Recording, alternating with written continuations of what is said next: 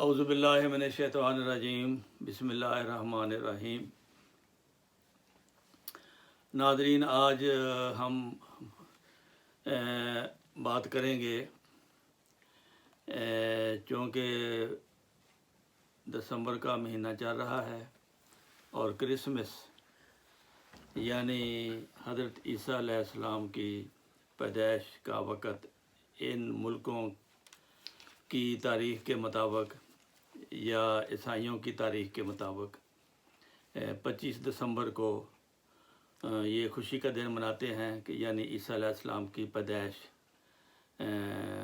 کے بارے میں، یہ پیدائش کی خوشی میں یہ مناتے ہیں۔ میں محترم شیخ محمد یونس صاحب مربی سلسلہ سے درخواست کرتا ہوں کہ اسلام اور قرآن کی روح سے حضرت عیسیٰ علیہ السلام کی پیدائش کے کیا حقائق ہیں، ناظرین کو یہ جاننا چاہیے۔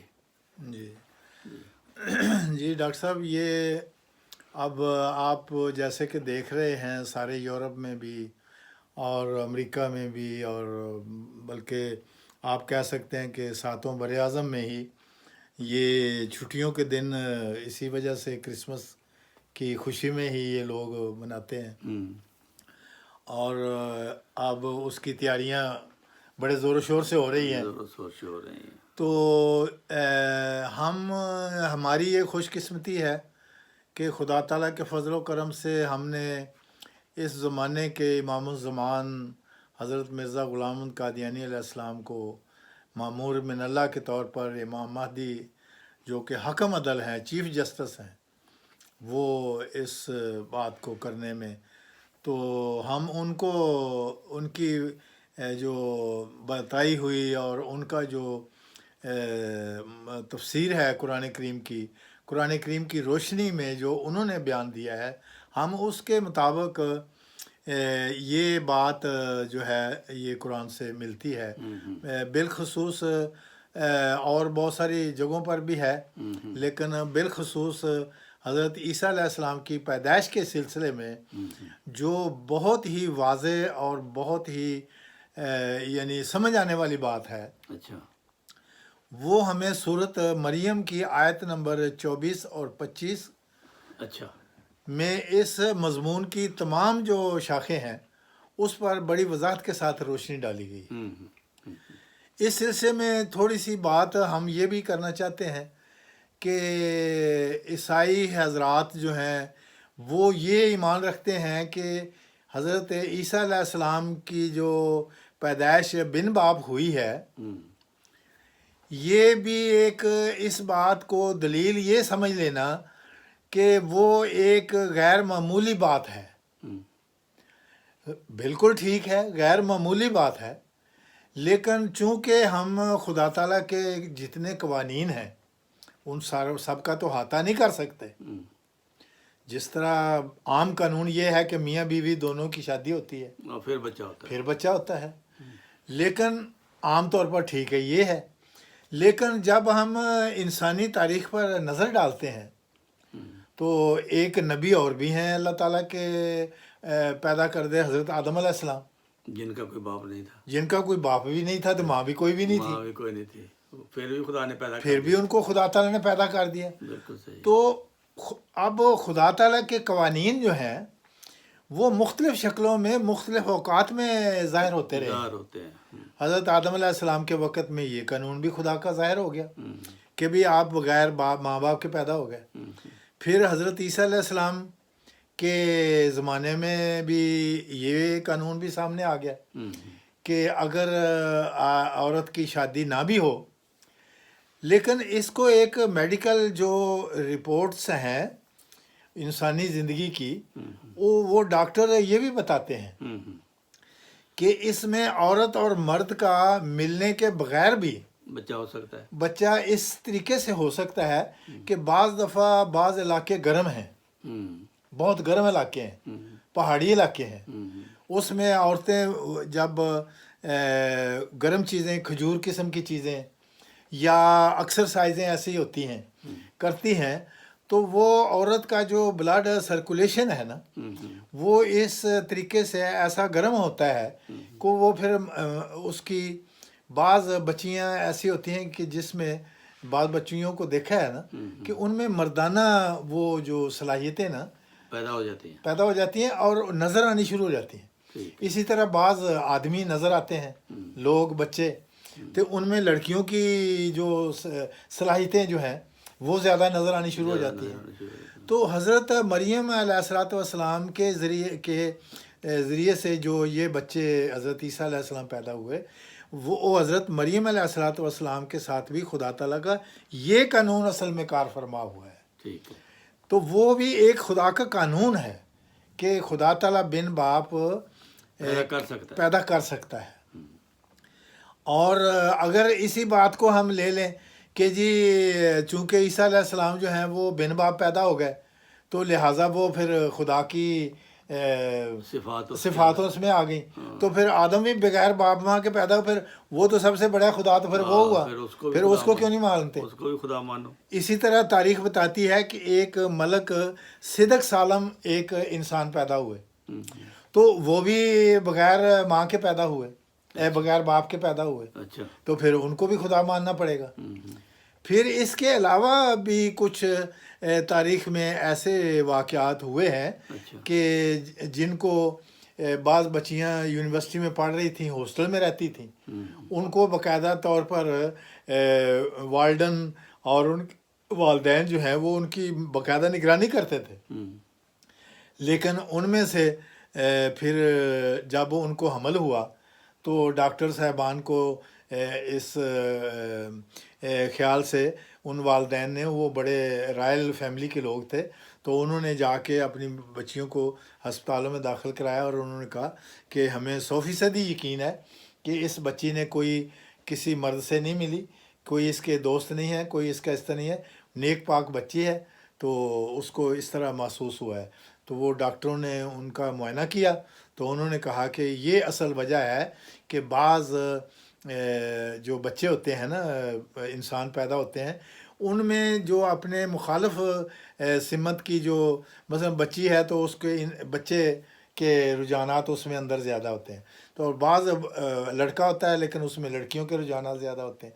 تو انہوں نے کہا کہ یہ لڑکی جو تھی اس کے سے جس کو حمل ہوا ہے اس کے رجحانات اندرونی طور پر لڑکی کے زیادہ تھے. تو اس لیے اس لڑکی کو لڑکے کا وہ حمل ہوا ہے. تو یہ بات ایک تو یہ بات ہو گئی کہ ان کا یہ سمجھ تاریخ سے یہ واقعات یہ سارے تاریخی واقعات ہیں. اچھا ٹھیک ہے. اسی طرح چنگیز خان جو ہے اس کے بارے میں بھی یہ مشہور ہے کہ وہ بن باپ پیدا ہوا, تو اس نے بھی تاریخ پر بہت بڑا اثر ڈالا.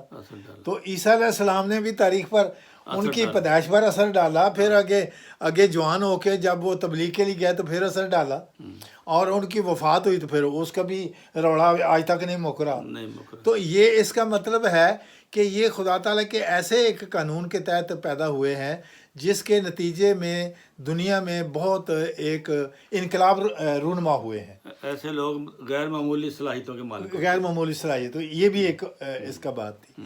دوسری بات ایک یہ ہمیں اب سورت مریم کی ان آیات کی طرف آ جاتے ہیں کہ جب حضرت سورت مریم کی وہ آیات نمبر 24 اور 25 جو ہیں اس میں اللہ تعالیٰ یہ بیان فرما رہا ہے کہ جب حضرت مریم علیہ الصلوۃ والسلام کو محسوس ہوا کہ بھی میرے پیٹ میں 2-3 مہینے کا جب وہ ہو گیا تو اس وقت ان کو محسوس ہوا کہ میرے اندر حمل ہوا ہے. تو وہ حمل کے نتیجے میں ان کو پھر یہ محسوس ہوا کہ اب اس کو مطلب ہے کیسے اس کا آگے لوگ دیکھتے تھے. تو ایک تو اللہ تعالیٰ نے یہ کہا کہ بھئی آپ کو جب کوئی بہت زیادہ باتیں اس طرح کی کرے تو آپ نے خاموش رہنا ہے, روزہ رکھنا ہے. تو روزہ سے مراد یہ نہیں ہے کہ کھانے پینے کا صرف روزہ, بلکہ یہ مقصد تھا کہ بھی آپ کو لوگ اس طرح کی بہت ساری باتیں کریں گے لیکن آپ نے کوئی جواب نہیں دینا ان کو, سوائے اس کے کہ یہ کہہ دیں ہاں جی یہ خدا کی طرف سے ہے. لیکن انہوں نے پھر یہ روزہ بھی رکھا. اچھا پھر یہ وہاں جو آیت بتا رہی ہے ہمیں کہ اے مریم تو ایک کھجوروں کے درخت کی طرف جا, کھجوروں کے درخت کی جوا وَحُزِّ إِلَيْكَ النَّخْلَ، اور تو اس کھجور کی ٹہنی کو ہلا. یہ اس وقت کا واقعہ ہے جس وقت اس کی پیدائش کا ٹائم تھا. اس کی پیدائش کا ٹائم تھا. اچھا ہاں جی. ٹھیک ہے. جب وہ اس وقت جب پیدائش کا ٹائم تھا تو ظاہر وضع حمل پھر اب ہونا تھا، ہاں. تو لوگوں نے ان کے اوپر اور بھی زیادہ باتیں کرنی تھی، تو اس لیے وہ اس جگہ سے چلی گئی دوسری جگہ، باہر چلی گئی، دور چلی باہر گئی. دور چلی گئی کسی دوسری بستی میں جہاں پہ ان کو زیادہ جاننے والے پہچاننے والے لوگ نہیں تھے، ہاں. تاکہ لوگ زیادہ شور شرابہ ان کے پیچھے نہ کریں. تو ایک بات تو یہ ہمیں ملتی ہے قرآن کی روشنی سے کہ یہ جو کھجور کی طرف جا کر اس کی ٹہنی کو ہلانا اور پھر کھجوریں لے کے پھر آگے یہ ہے کہ تو ان کو کھا. پھر یہ آ گیا کہ وہ علاقہ جس ناصرہ بستی یا فلسطین کا وہ علاقہ جس میں وہ رہ رہے تھے وہ چشموں کا پانی بھی تھا وہاں. اچھا. تو دو باتیں تھیں، ایک تو یہ کہ کھجور کھانے کے بعد انسان کو پھر پانی بھی پینے سے پھر وہ حوصلہ محسوس ہوتا ہے، طاقت آ جاتی طاقت آتی ہے. ہے. دوسرا یہ کہ پھر اس نے اپنے آپ کو پاک بھی کرنا تھا، کیونکہ وضع حمل سے پھر بعد اس کی پاکیزگی کا بھی تو مسئلہ ہوتا ہے نا، کہ ان کو دھونا تھا، صاف ستھرا ہونا تھا. تو یہ اب کھجور جو ہے یہ تو جولائی اگست کے مہینے میں پکتی ہے، تو لیکن اب کرسمس جو ہے اس کے بارے میں لوگ دسمبر میں اس کو مناتے ہیں. تو اس سلسلے میں جو آپ کا مطلب ہے کہ قرآن کریم کی روح سے اس کی پیدائش دسمبر میں نہیں ہے، دسمبر میں نہیں ہے، یہ جولائی اگست میں جولائی اگست میں ممکن ہے. جولائی اگست ہی دراصل وہ مہینہ ہے جس میں ان کا وضع حمل ہوا ہے، ہاں، پیدائش حضرت عیسیٰ علیہ السلام کی ہوئی ہے. جب ہوئی. اچھا، نمبر ایک تو یہ کھجوریں کا پکنے کی بات ہے. اگر دسمبر کا مہینہ لیا جائے تو اس وقت تو باہر کھجوروں کا تو موسم ہی کوئی نہیں ہوتا دسمبر میں، برف باری ہوتی ہے، برف باری ہوتی ہے، باہر بندہ رہ نہیں سکتا، باہر بندہ رہے، پانی ٹھنڈا ہوتا ہے، پانی بھی ٹھنڈا، برف بن جاتا ہے پانی، برف بن جاتا ہے. دوسری بات جو ہمیں بائبل سے بھی پتہ چلتی ہے وہ یہ ہے کہ جب وہ گئی ہیں وہاں پہ وضع حمل کے لیے، اس جگہ انہوں نے دیکھا کہ باہر جو گڈریے ہیں، بیڑے چرانے والے، بکریاں چرانے والے، گائیں چرانے والے جو لوگ ہیں وہ باہر ہی سوتے ہیں، ان کے ریوڑ بھی باہر ہیں. تو اب یہ بتائیں کہ دسمبر کے مہینے میں کون سے گڈریے اور کون سے ریوڑ باہر سو سکتے ہیں؟ وہ تو برف باری ہے، وہ تو مر جائیں گے بیچارے، ایک رات بھی نہیں وہ وہاں گزار سکتے. ناظرین، یہ آپ نے حضرت عیسیٰ علیہ السلام کی پیدائش کے بارے میں قرآن کریم کی روح سے اور عقلی دلائل کی روح سے آپ نے یہ سن لیا کہ حضرت عیسیٰ علیہ السلام کی پیدائش جو ہے وہ دسمبر میں کسی طرح ممکن نہیں ہے. یہ گرمیوں کے مہینے جون، جولائی یا اگست میں جب کھجوروں کا وقت ہوتا ہے، گڈریے اور مال ڈنگر مویشی باہر رہتے ہیں، باہر باندھے جاتے ہیں، ان کی نگرانی کے لیے بندے بھی باہر ہوتے ہیں. اس وقت پانی چشمے کا اتنا ٹھنڈا نہیں ہوتا، کھجوریں پکی ہوتی ہیں، اس وقت ان کی پیدائش ہوئی ہے. اور جولائی اگست کے مہینے میں یہ سب کام ہوتا ہے.